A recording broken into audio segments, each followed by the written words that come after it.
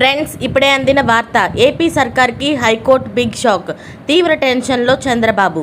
ఈ విషయాలన్నీ తెలుసుకునే ముందు వీడియోని పూర్తిగా చూడండి, అప్పుడే మీకు పూర్తిగా అర్థమవుతుంది. అదేవిధంగా చాలామంది సబ్స్క్రైబ్ చేసుకోకుండా వీడియోని చూస్తున్నారు, దయచేసి సబ్స్క్రైబ్ చేసుకోండి. సబ్స్క్రైబ్ చేసుకోవడం వల్ల నేను చేసే ప్రతి వీడియో అప్డేట్ మీకు ముందుగానే నోటిఫికేషన్ రూపంలో వస్తుంది. అదేవిధంగా లైక్ చేయడం మర్చిపోతున్నారు, దయచేసి లైక్ చేయండి. లైక్ చేయడం వల్ల ఇటువంటి ఇంపార్టెంట్ ఇన్ఫర్మేషన్ చాలామందికి రీచ్ చేసిన వాళ్ళు అవుతాం. ఇక లేట్ చేయకుండా వీడియోలోకి వెళ్ళిపోదాం. ఆంధ్రప్రదేశ్లోని కూటమి ప్రభుత్వానికి హైకోర్టు భారీ షాక్ ఇచ్చింది.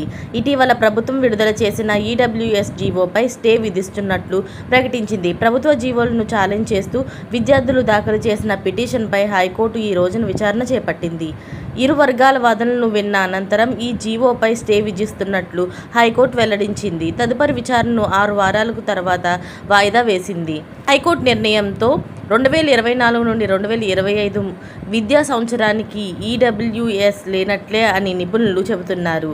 ఈ విషయంలో ప్రభుత్వం సరైన పద్ధతి పాటించి ఉంటే ఈ నిబంధనలు ఉండేవి కాదని కూడా వారు అభిప్రాయపడుతున్నారు. అయితే అన్ని విద్యా కళాశాలలోని సీట్ల భర్తీలో 10% సీట్లను ఈడబ్ల్యూఎస్ కోటా కింద భర్తీ చేయాలని ప్రభుత్వం నిర్ణయించడాన్ని వారు తోసిపుచ్చారు. ప్రైవేట్ కళాశాలల్లో సీట్ల సంఖ్య పెంచకుండా ఇలాంటి నిర్ణయం ఎలా తీసుకుంటారని, జీవోను ఎలా ఇస్తారని విద్యార్థులు తమ పిటిషన్లో పేర్కొన్నారు. దీనిని వెంటనే నిలిపివేయాలని వారు కోరారు.